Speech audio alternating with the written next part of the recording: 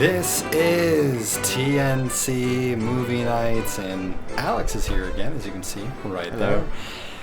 We're doing something a little different today. We like to come up with random new topics to talk about, and we're going to be discussing how movie theaters have changed.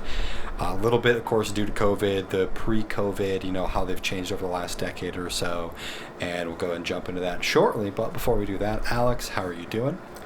Doing well. Same old, same old. It's only been a week since our last recording, so still got some work to do in the van, but still here doing it. How about you?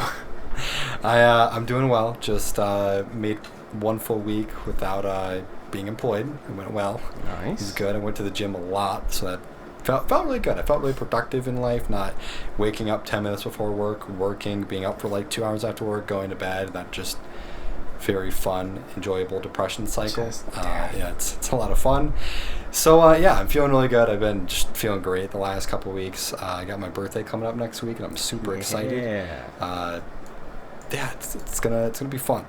So, as I said, we're gonna go in and get into it today, talking about how movie theaters have changed over the last year and over the last decade or so.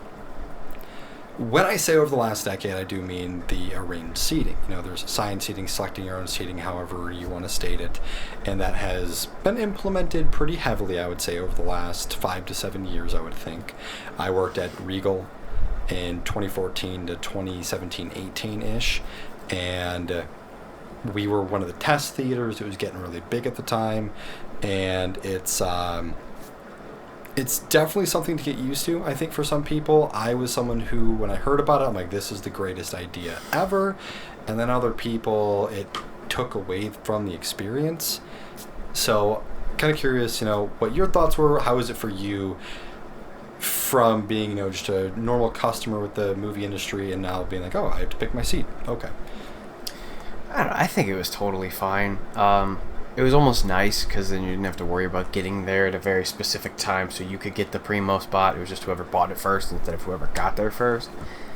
And the seats are just more comfortable. I mean, you have a very cushy reclining chair that has like tables that swing out for you versus sitting in this one of those broken theater style seats where, is this one going to go down all the way and not have any spring up, so as soon as I touch it, it goes dung, dung, dung. Is it going to have the broken cup holder where it like stabs my hand every time I go to reach for a drink? I don't know. It also really wasn't that bad before, but I don't know. I mean, what's wrong with bigger, comfier seats that you don't have to rush to get the good ones? Yeah, and the two arguments I've heard from some people is I can kind of get this one because I have dozed off a little bit in movies, that the seats are too comfortable, so it's hard to stay awake at times, and sometimes... Oh, no. They're too comfy? Yeah. Oh, so, no! I know some movies and stuff, the movie's boring. Maybe that's telling you something. It's not the seat, it's just the movie sucks. The other one I hear a lot, and this one I won't understand, like the comfy seat I can kind of get at times because maybe you're going to the movie and you're kind of exhausted, and the movie to you is like the relaxing, hanging out, and you just doze off with it. So I can kind of get that a little bit. But the other one is it takes away from the movie going experience. How? Oh, because it's part of the experience to sit get like there this? 3 hours early and wait in line to get the best possible seats. All right. Instead of buying your tickets, a month in advance, so you can show up at the previews or right after the previews and have the best seat in the house because you bought your tickets early. I used to go to the movies incredibly early. Like, the screens before they played the trivia early. Like, there's nothing. Yeah. And then they start rolling, hey, did you know Jamie Lee Curtis did this in 1997? And you're like, I don't know who that is. Now, of course, we do. But being like 7, you're like, I don't care. And then you see the first it was the commercials, because those come on before the previews when the lights are still on, and then it's the previews when the lights go down, but you see the previews, and it's like 40 minutes. I don't miss that. I mean, that's as simple as it is. I love watching previews. Get there 12 minutes early. You'll be fine. Get there before the lights go down. Go find your seat that you don't have to search for, whether you get there super early, and then you have to sit there for a half hour, or you get there right as it's getting dark, and you have to, excuse me, sorry, excuse me, 2, 1, no, sorry. Just go to your seat, because it has a number on it. You go, that's my number, that's my seat, and then you sit down. Yeah, I can definitely agree there. And the other nice thing as well, because movie theaters can kind of have the structure to it, where a lot of people, I'm the same type of person where I take my seat and then the next seat, and then maybe I'll put a jacket there or something, or I see two people sitting there, and I'll put a space between myself and them. So I don't know about you, but I was always someone who I want to have a seat between myself and other people. Maybe I'm weird. And now that can kind of be controlled by the movie theater, because at times it's two people would come in and the theater's only at 70% capacity, but no seats are available together because so many people have single seats between them. So now the theaters can kind of control that a little bit more and show you before you buy your ticket, instead of going in there looking for a seat for 10 minutes, wasting all that time. Or, here's an idea, at home you look at the seats that are available and then you decide I'm not going. So I think it really does help, because there's plenty of people out there who, if I can't get a good seat, I'll just refund my ticket. Well, now you're saving yourself an hour of your day, or maybe 30 minutes, depending how far you are from the theater. So I personally have loved the addition of recliner seats, the picking your seat, all that kind of stuff. It has been really nice. So yeah, it's great. And the whole theater experience has changed too. I mean, before it was at least for me, you get there early, you get your booster seat, you flip it upside down so that way you can carry your snacks in it. No loose food because they're ucky, but pre-sealed bag of candy, bag of popcorn. You carry your booster seat in there, you set it up, put your stuff down, you set it on the chair, and you sit there for 40 minutes until your movie starts. And I liked that part, and I'm still dogging it because it's why. And then the movie happens, you're always sitting a little too far forward because the chairs don't lean back too far, or you got someone kicking the seat behind you, which you don't really have that anymore because they're 30 feet away. And it's just nicer. And then when you walk in, now it's you can go to the bar for these incredibly overpriced beverages. You can go get full meals. You want a hot dog? Because we do hot dogs now, apparently. Before, a nacho, maybe some pretzel bites. Yeah, some maybe little things, a miniature pizza kind of thing. I know. Once you're creeping into that area, even back then, it was oh, this place is bougie. They have nachos and something else other than popcorn. But now it's weird if you're wait, I can't order a steak here, and so you're just, I don't know. That for me is not as movie experience, I guess, but also you don't have to do it. You could just go to the right instead of going to the left. You don't have to go to the bar or order the $22 hot dog combo, whatever. So that doesn't bother me at all. Same with the prices. Crazy expensive. But listen, if you ain't sneaking candy into movies, at this point, it's $22 for a small Twizzler. What are you doing? Go for it. No one cares. He worked at a theater. Yeah. No one cares. No, maybe don't be that guy who's sitting down in E5 or whatever, and then lights go down, and then you hear you're okay, plastic cup and straws, recycle it because planet and all that stuff. But yeah, the prices even are just kind of whatever because you just get used to that, and they've never been cheap. It just went from crazy expensive to even more crazy expensive. So all of that stuff that's changing still doesn't take anything away from it for me, because I can still just go in, get a popcorn, go sit where I know I'm sitting for sure, so there's no anxiety or stress about, God, we gotta get there, gotta get our seats, we gotta get this many in a row. Just sit down in a comfy ass chair and enjoy your movie. I think it's great. Yeah, I do like the experience a lot more, and I will say for movie theaters bringing in food, the only time it gets don't do it, because even a can of pop, they don't care about that either. It's when you bring in a 4-course meal from Texas Roadhouse, and those people, there are people that do it. I've seen people try to bring in a bag of their Chili's order they got on takeout. That's when it's pushing. But if you're bringing a thing of candy or something like that, you do you, bottle of water, whatever. And it is really funny because I think the movie going experience used to be a 5-hour process. At least for my family, it used to be, because it was, all right, before the movie, let's go get dinner all together for an hour. Go sit down somewhere. We'll go get dinner. Then we got to get to the movie 30 minutes to an hour before to get our seats. Mm-hmm. And then the movie's 2-3 hours. So it's a 4 or 5 hour process. Nowadays, it's just you can go to the movie and get a full meal. I go to the Marcus Theater every once in a while, and they have those are fun. Yeah, they have full out, you know, more than just chicken tenders, but burgers. You can get a full 18-inch pizza there. They have chicken sandwiches. They have everything you could think of that's like That's great. that American vendor food, and it's awesome. Like they probably have 3-4 different types of popcorn now.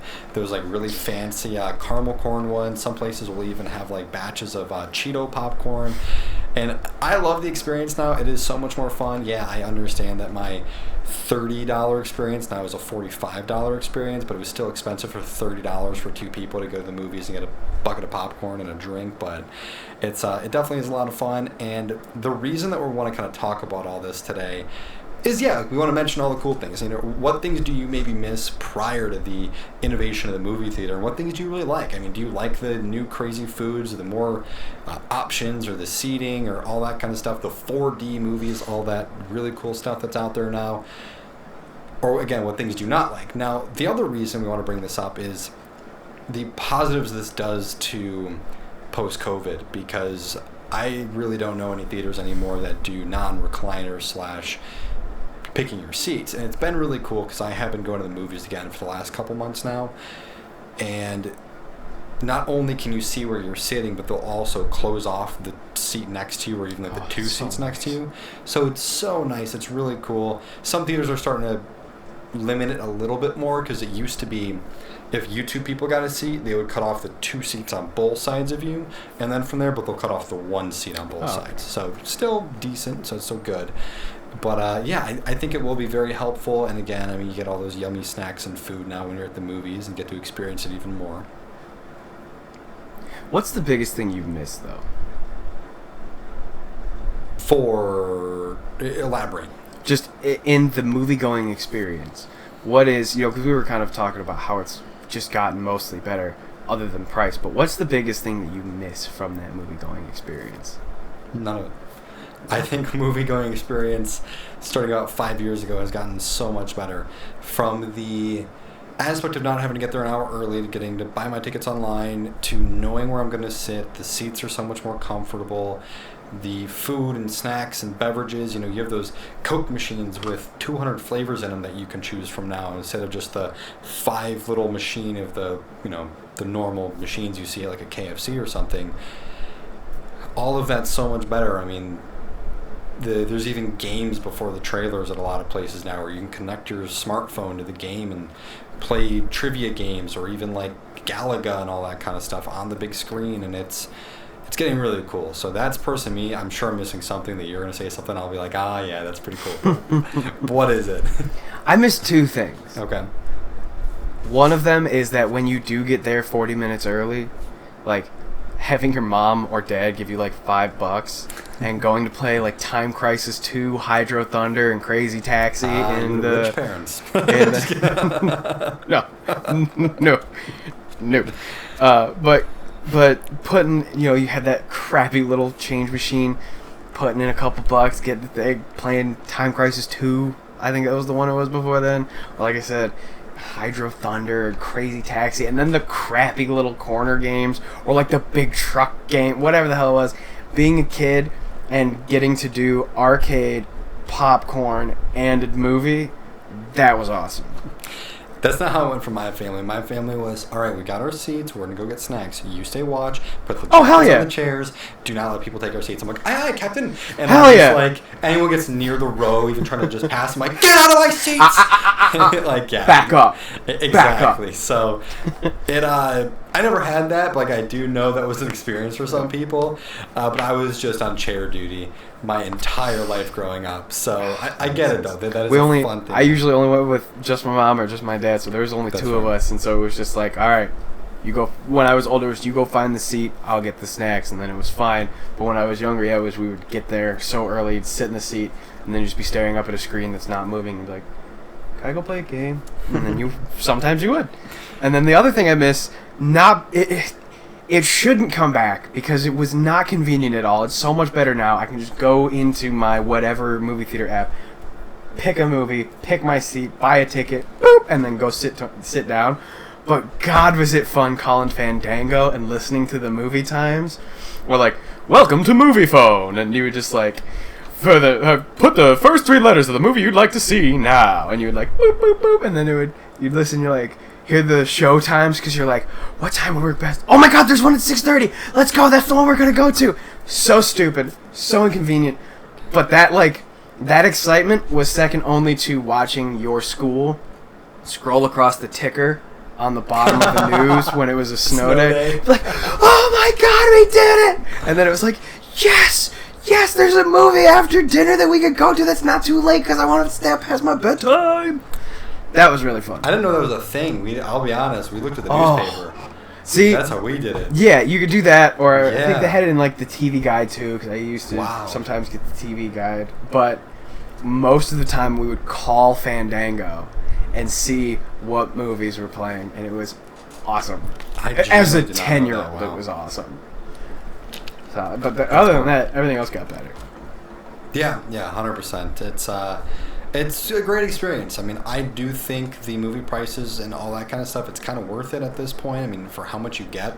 And they have so many bonus programs and stuff now. Yeah. You know, they market the movie at $10, $11, $12 a ticket, but if you do any one of the programs, it's not. Yeah, you still have to. You're paying more than the $12. So if you're one of those folks who only goes to a movie maybe 2 or 3 times a year, then yeah, it just does suck that you can't see a movie for $5 on a Tuesday anymore. But most of the time, if you see literally 2 movies a month, you can have some program that's going to save you enough money that it is less than $10 a ticket, and you get bonuses on snacks and stuff. So it ends up really not being that much more expensive than what it used to be. Yeah, I'll definitely agree, and yeah, I think the whole experience is really good at this point. And again, there's not much I can think of that's much of a negative around this time, so it's definitely good. But, yeah, I mean, again, let us know some of the things that maybe you missed, that maybe we kind of forgot about, that maybe just, it'll trigger some sort of memory for us. Or just tell us the things you really do enjoy now when it comes to movie theaters. Do you enjoy getting to pick your seats, or is that something that you find is possibly a hassle? So, or any Jamie Lee Curtis facts you remember from a page in 2004. Yeah, exactly.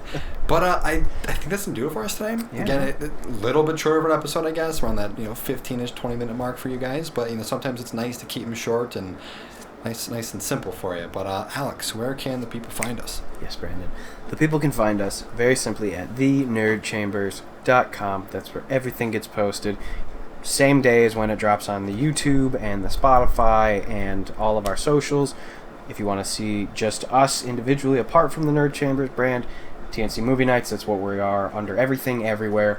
But one-stop shop us at thenerdchambers.com. While you're there, check out the merch. Got the show hoodie on because, of course I do, because I own like 12 shirts now, and 3 of them are Nerd Chamber stuff, so here we are. Heck yeah. All right, well, again, we'll see in about 15 minutes when we record Deadpool, that Alex is here, so go check out our Deadpool review that drops on Saturday. We'll see you then. Bye!